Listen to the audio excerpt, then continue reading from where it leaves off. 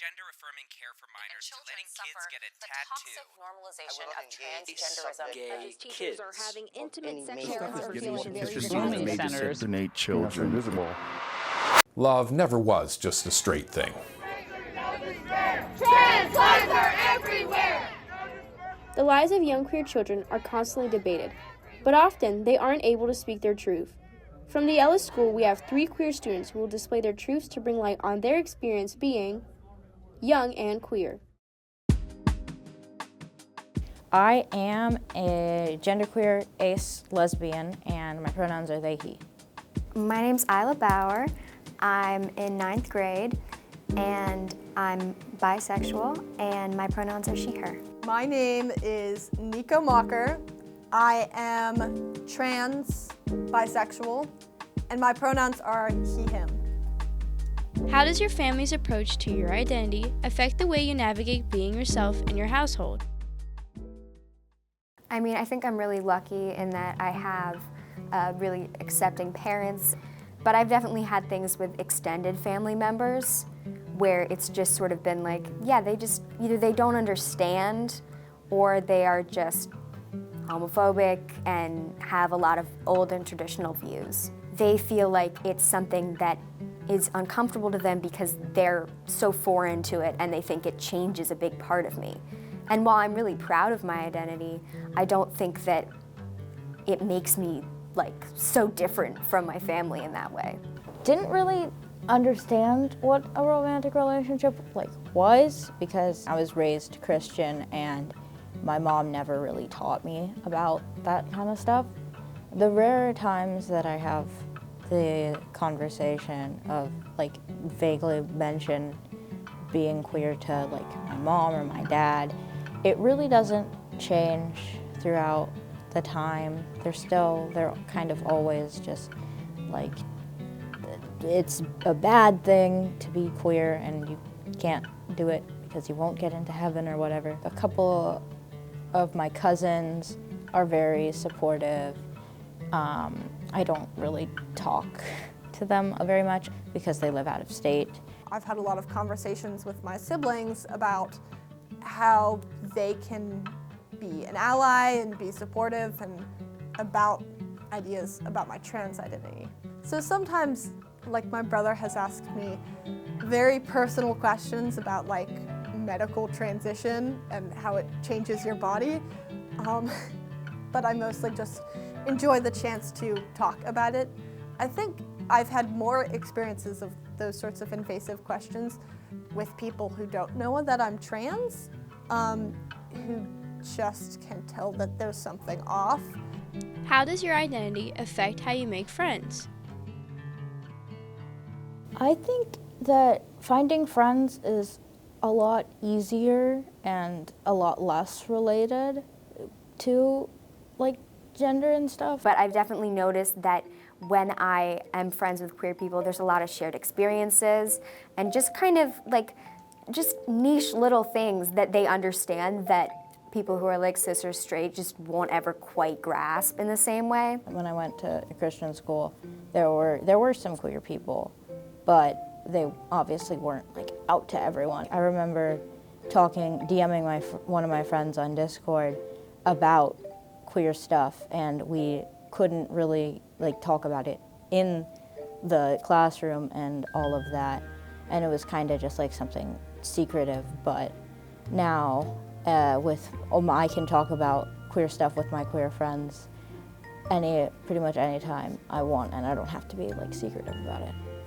So my friend-making experience at Ellis has been interesting because around middle school, whenever I was figuring out my identity, so was all my friends. And it turns out that just kind of by some sort of invisible magnetism, most of my friends were gay, trans, and usually also neurodivergent. And I think there's just some sort of way that even without talking or knowing it yourself, people find each other.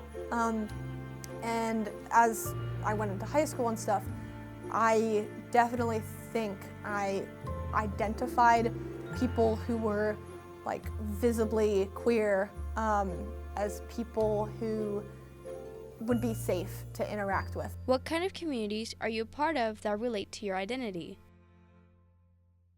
GSA was definitely a huge way of finding my community. I know some queer people of color that don't come to GSA, and it's, I don't know, it's kind of weird to look around the room and see people who are like you but don't look like you. It doesn't dissuade me because I still love these people and I love being around them and talking to them and being chaotic with them. I think that as I was like kind of navigating my sexuality in my late middle school years, having a group of people who were not only like accepting but also very like open about their own experiences was really helpful.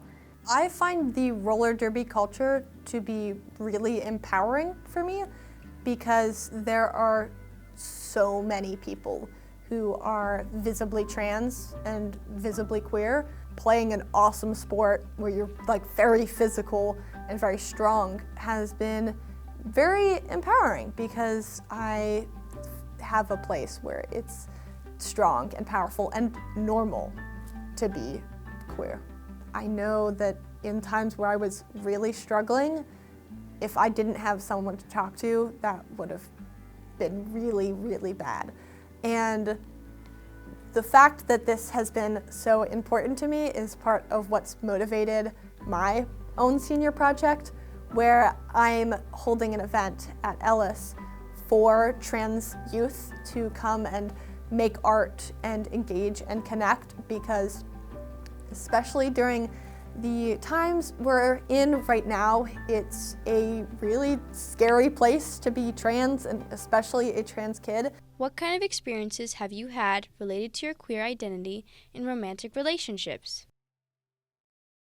My first relationship with a girl was really impactful because it was a time I was exploring my sexuality, and having someone who was also kind of in that phase of their life was great because we were both, you know, a little bit confused and a little bit scared. I had kind of pushed those thoughts back in the years I had been closeted. So once I had had that experience, I was like, no, that was great. It's really important that the people you form relationships with, romantic or otherwise, should be accepting of all of you and not just like bits and pieces, like the entire package. I just kind of assumed that if you think somebody is cool, then you have a crush on them. And I obviously, because I'm a girl, I have to have a crush on boys, so I would find random boys and like be like, oh, I have a crush on them because I think they're cool and funny. I think I liked the idea of dating just because it affirmed my gender. Like, oh, I was a boyfriend. It was like the first like social role that was like a male social role I had inhabited. So I think that probably affected that. So I honestly don't actually know how I feel about romance. I guess I like want it, but I don't really know. I'm not meeting a lot of people. So I figure I'll figure that out when I go to college.